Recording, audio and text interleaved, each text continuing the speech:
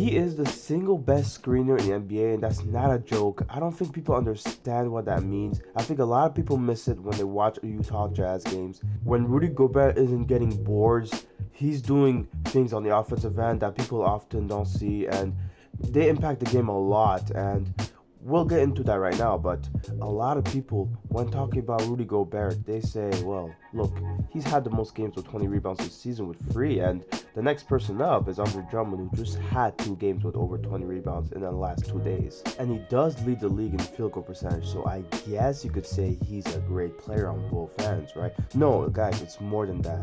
He does way more than those 2 things. He does so much more.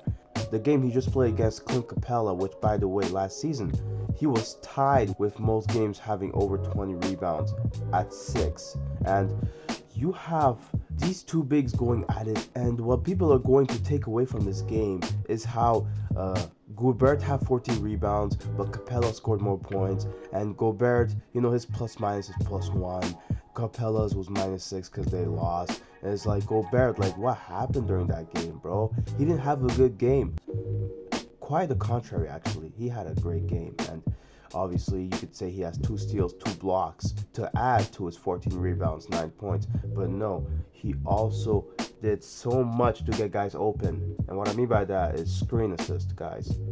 It's no secret that the NBA has been tracking screen assist over the last couple of years, and Rudy Gobert over the last 5 years has either led the league in screen assist and screen assist points, or has been second only to Sabonis in those 2 categories. And that's not all. This season, in fact, he is leading the league in screen assist points per game and is tied with Sabonis and Capella in screen assists per game. It's just, that's one part of what makes Gobert's screening game so special, okay? Because those are assists that are led specifically from the screen, where the player with the ball gets a shot up, he's open or whatever, he has enough space and he scores. And you see this a lot with Donovan Mitchell and Mike Conley when they have the ball.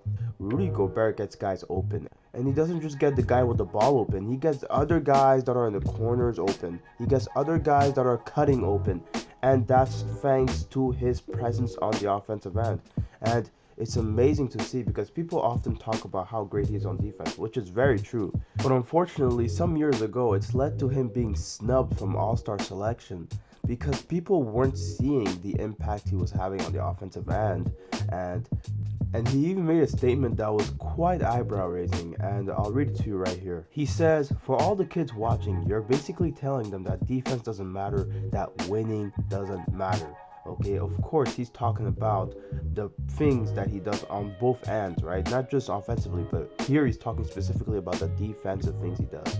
Okay, but also, mind you, how great of a screener he was. Back then, he was still leading the league in screen assists per game, screen assist points per game. And it's gotten so bad that a Reddit thread was made talking about how most of his screens are illegal, where they don't understand the basic rules of how to set a screen. Quite honestly, if they were to go through every center and every screener's film, they would see that they also set the same screens that Gobert does. It's just that Gobert does it way better. He's also way more effective, and his gravity in the paint gets guys open. And Gobert, he knows all this. He knows his players' tendencies when he sets screens. He says here, Joe likes to go left, Joe Ingles, so I'm going to set the screen to the left. You know, it's getting connected to be able to give yourself away for your teammates. And like I said, I've been doing it for many years. And it's something that he loves to do and that he gets excited to do. Here's saying, I get excited when I set a screen and my teammate's wide open and they knock down the shot. You know, it's like an assist. I think it brings us together as a team and makes it fun. It does make it fun, and I'm glad to see that he's happy setting screens. I'm glad to see that he's thriving in this environment that's